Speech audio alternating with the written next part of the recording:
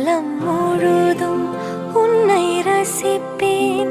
ஆசை மழையே பேசும் அழகே, என்னை மறந்து உன்னை இசைப்பேன். உனக்காக இனி நானும் வாழ்வேன் பிள்ளையே. திருக்கோவில் மணி போல உன் சொல் கேட்கிறேன். உன்னை தாண்டி பேரழகு எதுவும் இல்லை இங்கே. ஜீவன்